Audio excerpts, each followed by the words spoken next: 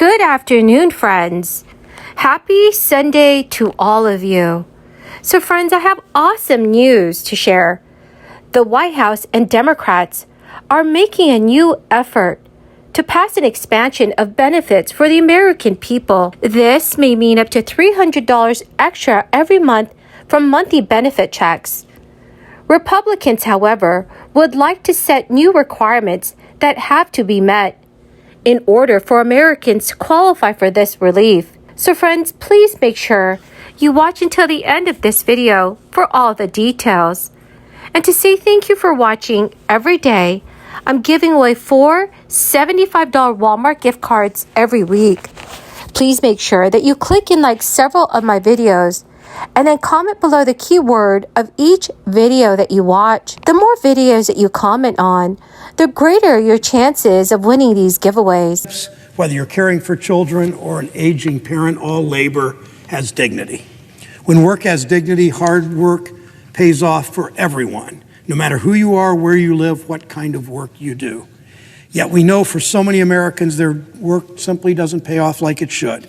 Look at what's happened in Minnesota and Ohio and Rhode Island, and I know Senator Grassley's coming out in Iowa. Look what's happened over the last 30 and 40 years. Executive salaries have soared. CEO pay is up 1,300% since 1978, 1,300%. Corporate profits risen, stock prices up, workers more productive than ever before. But for decades, wages barely budged. For most Americans, their purchasing power has largely been flat for some 5 decades, because Wall Street rewards corporations that raise prices without raising paychecks. Wall Street rewards stock buybacks. Wall Street rewards union busting. Wall Street really rewards shipping jobs overseas. Wall Street rewards automating jobs. Wall Street rewards outsourcing full-time in-house work to contractors.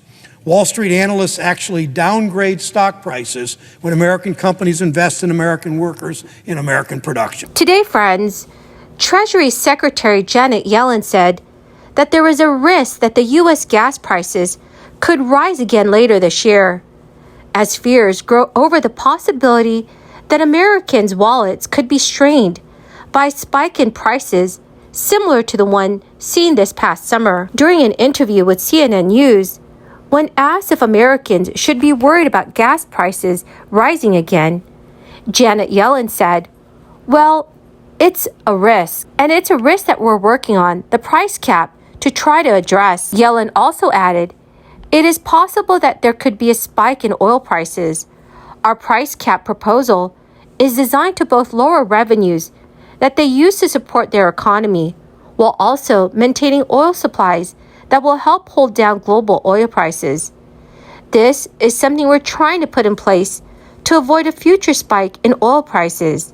Secretary Yellen's comments could help fuel fears that gas prices will spike again after they began sinking last month, providing relief to inflation-weary consumers. The steady decline in prices has been driven by multiple factors, including recession fears that have knocked down oil prices and the fact that some Americans cut back on driving when gas prices spiked above $5 a gallon. Earlier this month, finance ministers from a group of countries said they would ban the provision of services which enable transportation of crude oil and petroleum products globally above the price cap. That could block insurance cover or finance for oil shipments.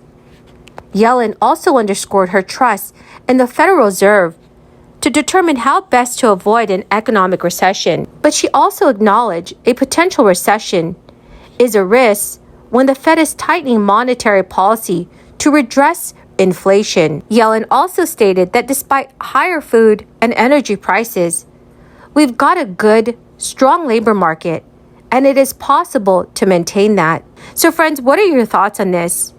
Do you agree with Secretary Janet Yellen? Please let me know your thoughts in the comment section below. Friends, the keyword for this video is Rapid City, South Dakota. If you would like to enter today's Walmart gift card giveaway, please click and like several of my videos and comment below this keyword, which is Rapid City, South Dakota, and additional keywords of any video of mine that you watch. And do make sure, friends, that you are subscribed to my channel. The White House and some Senate Democrats are also reportedly making a new effort to revive their enhanced child tax credit this year. According to Yahoo News, the White House has engaged with Senate Democrats about this idea and may be willing to back renewing some expired tax credits. The enhanced child tax credit was enacted by Democrats in March 2021. As part of the American Rescue Plan, it expanded eligibility for the credit and upped the amount that families could get from $2,000 per child to $3,000 or $3,600, depending on the age of the child. The credit, which included automatic monthly payments, was credited with lifting millions of children out of poverty. But the credit expired at the end of 2021 in the face of opposition from many Republicans and Senate Democrat Joe Manchin. The credit was left out of the Inflation Reduction Act that Democrats had passed last month. Yahoo News has said that the 2017 Republican tax overhaul required companies to deduct their research and development expenses over 5 years as of 2022. There is bipartisan support for revising that requirement and allowing companies to keep immediately deducting those expenses rather than spreading them out. Democrats hope that provides some leverage to renew the child tax credit. Senator Michael Bennet and Senator Sherrod Brown has told Insider News, "I think we should not be extending tax cuts for American corporations if we're not going to extend tax cuts for American children. I cannot imagine the Senate will give big tax breaks to big companies and to wealthy people without taking care of kids first." Some Republicans may be open to a modified version of the child tax credit, and so far, some Republican senators, including Mitt Romney and Marco Rubio, have been floating new proposals, including a cheaper and less expansive version of President Biden's child tax credit. At least 10 Republican votes would be needed in the Senate. So friends, what are your thoughts on this? Do you think that an expansion of the child tax credit should be passed? Please let me know your thoughts in the comment section below. Well, my great and awesome friends, that is the end of my daily stimulus update video for this afternoon. Thank you so very much for joining me here every day. And I greatly appreciate all of you for watching my video. Thank you, friends, and have a wonderful and blessed afternoon.